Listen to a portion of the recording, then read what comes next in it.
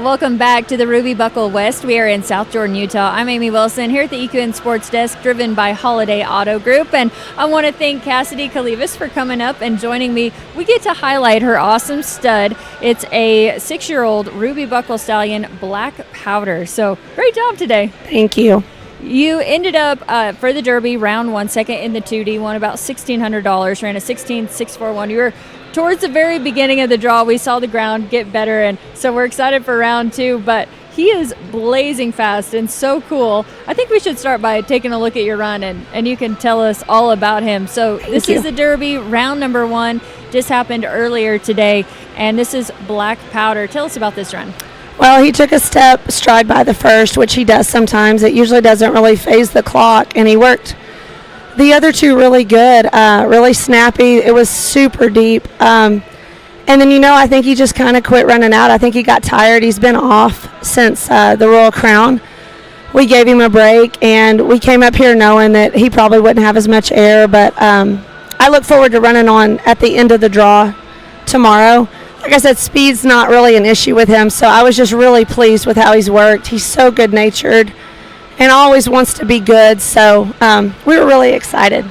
Yeah, he is so cool. I love watching him work here in the arena. Of course, by Fiesta's Got a Gun and out of RC Back in Black. That's the NFR mare that Jane Melby ran. So a really cool horse, but since you've had him since he was 2, you've done the training, you've been along for the ride. Tell us about that journey. Yeah, it's just a huge, he's 6, but it seems like you've spent, years we have, but there's just the amount of time and resources you invest in these horses is crazy, especially when they're stud prospects. And, he's in the Ruby Buckle, Royal Crown, the Young Guns program through the Pink Buckle. So I just love the horse. I think it was the ultimate cross. Fiesta's Got a Gun is, of course, a great outcross on race mares. And RC Back in Black is such a great producer. And I just couldn't pass him up when Jane called and told me about him. And he's just the most athletic. He runs so hard across the pen that I have drugged the second barrel I don't know how many times to win average checks at these big incentive races, but I never really can fault him. He always tries to work, and I just really have a hard time staying with him, to be honest.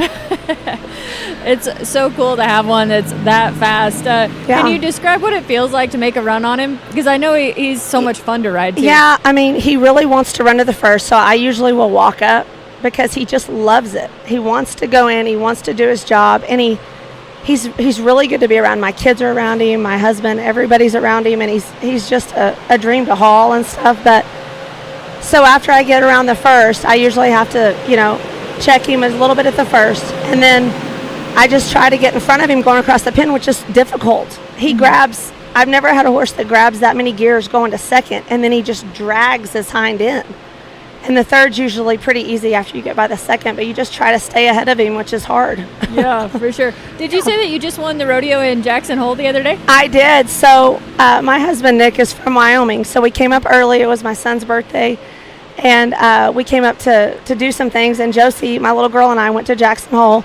First performance, 4,800 people, I think, in attendance. So I'm thinking we're just going to make an exhibition. He wins the rodeo. So he wants to rodeo. So we're going to stay, I think, and go to some this summer. I'm excited.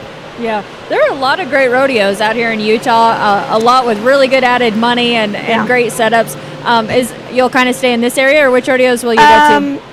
Well, I entered Cheyenne. I've only ever watched that, honestly, on TV. So Tara Woodall is my media person and friend, and she's been telling me for a year to take that horse outside. Mm-hmm. Like I said, she's watched me drag a lot of barrels to win money. So he wants to be good, and he wants to. I think it's going to be fun, but I'm just thankful for the experience. So Cheyenne, just start with the daddy. We're going to go to Nephi, Utah. I hope I'm saying that correctly. Yeah. Cheyenne, we're going to go to Spanish Fork and Ogden, and it's just places that I've only dreamed about going. That's awesome. Yeah. That's going to be so much fun. Yeah. Well, we can't wait to watch and keep updated with how you guys are doing. Anything else you want to add about Black Powder and why everyone should take another look? I just think he's a great outcross. I think he's got the best of both worlds, which is his dad's brains, feet, bone, substance, just trainability, and then that mare is just such a blazing fast, and she's a producer.